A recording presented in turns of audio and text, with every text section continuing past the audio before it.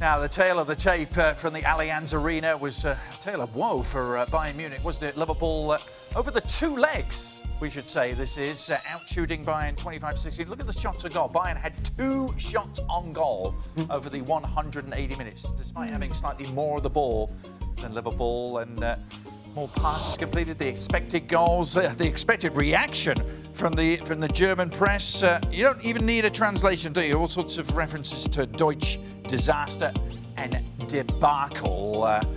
Raphael Honigstein is joining us. The German media, Raf, is seemingly taking this pretty well by what we're looking at. What's your sense of the reaction overall in Germany to Bayern's ouster? Well, you know, Bayern are the flagship of German football, and if Bayern can't really register any meaningful chances against a Liverpool team that didn't even look all that impressive, I thought they were impressive in the sense that they were mature, efficient, controlled, but didn't seem to have to play at 100% to overcome a Bayern team that by the end of the tie looked very lost and helpless. So that was always going to reflect on everyone else. And because Bayern were the last team left in the Champions League, with Dortmund and Schalke already being eliminated with high margins of goals, there was extra pressure on them to perform. And I think the temptation is an obvious one, especially in the media, to make this a big story about German football being quite poor. And of course it does ring true to a certain extent, but I think you have to always look at individual clubs involved and try to resist the temptation to jump to too big conclusions. To give you an example, no one's going to say now that Dutch football is suddenly better than Spanish football because Ajax knocked out Real Madrid, or that Italian football has overtaken Spanish football with Juve knocking out Atletico. So we have to look at the clubs involved, but the bottom line is that German football, represented by Bayern, by the national team at the very top, has lost a little bit of its luster over the last 5 years, and no one can deny that. But Raf, sticking specifically with Bayern Munich, how has this happened? How have they deteriorated at this point? Because they have plenty of money to spend, am I right? They have the money to compete with the true big boys. They're always amongst the top 4, top 5 when it comes to turnover, so the money is there. This year, remember, they didn't spend any money. They actually had a net transfer plus because they saved all the money for the big transition that's going to come next season. And that perhaps is already the genesis of some of the problems, that they thought they would be able to handle that transition without losing as much quality, with still being competitive in the league and in the Champions League. In the league, they still are. In the Champions League, I think they were shown up for being way off the mark when it comes to competing with the best team. And the whole construct, a team that wasn't freshed up enough this year, and a coach who is very inexperienced, has never been in Champions League before, was shown up a little bit by Jurgen Klopp. That was, the combination was too much. And if you want to have a bigger conversation, and this is where we go back to German football, the trend has been going downwards ever since Guardiola has left. They're buying little by little on the player side, with players getting a bit older and new players perhaps not quite be the same level, and also on the coaching side have left that little bit extra specialness that they had, which made them regular semi-final contenders. And that deterioration, that regression, was brutally exposed by Liverpool yesterday night. What is next for Bayern? Where do they go from here? You talked about them perhaps living in a red and white make-believe fantasy world for a lot of this year in your article. So how do they address this? Do they address these obvious flaws? Well, I think it starts with being honest. It starts with being honest about the problems that they have in the squad, the mistakes that they made. I mean, going into a season with Rafinha being the only backup left back or right back, like it did last year. Remember when he made a big mistake against Real Madrid in the semi-final, really came back to haunt them. So decisions at the top were wrong. Transition of the squad needs to be stepped up. And crucially, they need to understand what is it that we actually want to do. They benefited from a vision and from a philosophy over the last few years, starting with Van Gaal, then with Heynckes, then with Guardiola, and they were buying players to fit into that. Right now, we don't really know what this new Bayern team is supposed to look like, because in Kovac, we have a defensive, very cautious manager who seems a misfit with the kind of football that Bayern have been playing recently. So if they keep just adding good players, but don't really have a firm idea under Kovac of what's going to happen, the money's not going to help. So they really need to figure out, is he the right guy? And if yes, what is the kind of football we want for next season, and they have to buy accordingly. And right now, and this is why I was talking about the make-believe world, right now, I don't see enough hard questions being asked by the board. I see a lot of people thinking, we're going to be fine, everything's going to be okay. And I'm a bit worried that all that money, a little bit like Man United, who looked so much better until 5-6 years ago, that they will lose their way a little bit. And I think that's a very real danger.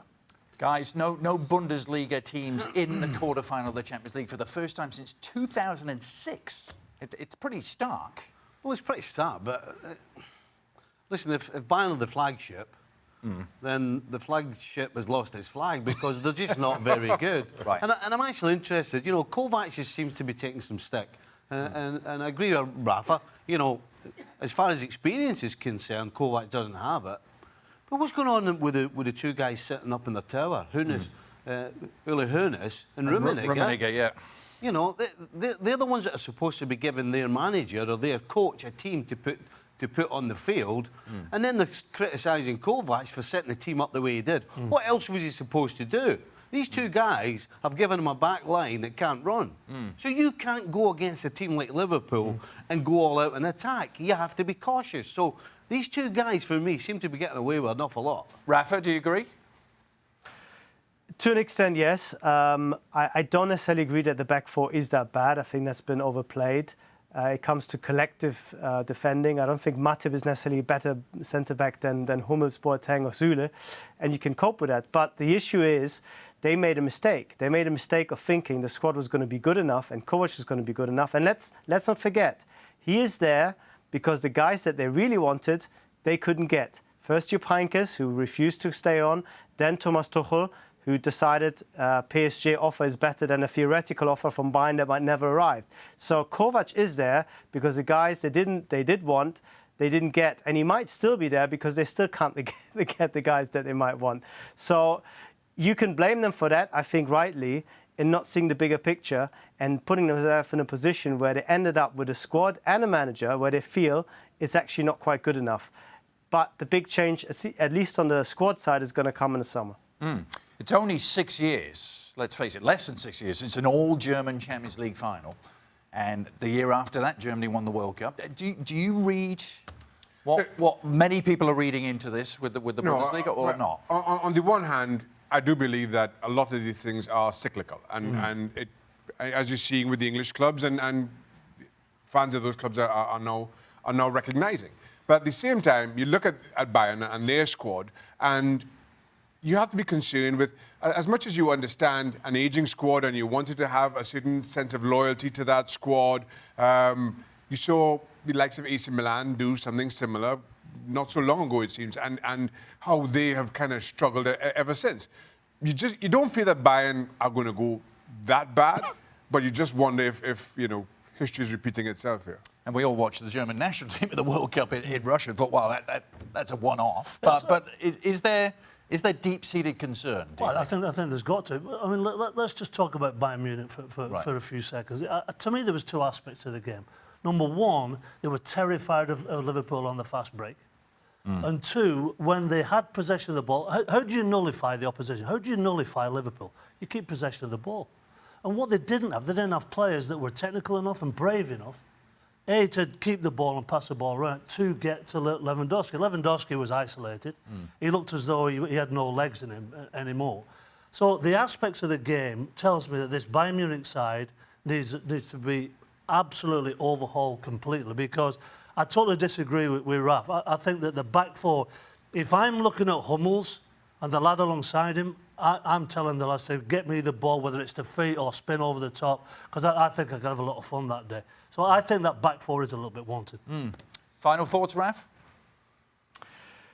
Well, I think there are obviously issues, and they didn't perform all that well. But let's not forget that this Bayern team, I think, is still a Guardiola team in many ways. I mean, Javi Martinez, James, Thiago, these are not counter-attacking players. So you have possession players, but then you had a team set up with huge spaces in between midfield and attack.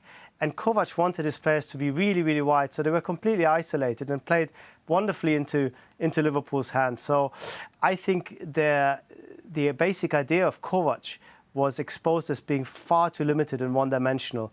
And Bayern need to figure out, can we actually make up that distance that we have, because we don't have necessarily superstar players.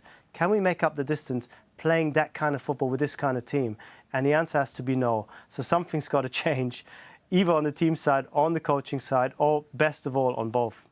Well, as they love to say, now they can concentrate on the league. Bayern Munich and Borussia Dortmund locked together at the top of the Bundesliga on 57 points. Bayern take on Mainz on Sunday. Dortmund, a tricky-looking trip to Hertha Berlin the day before.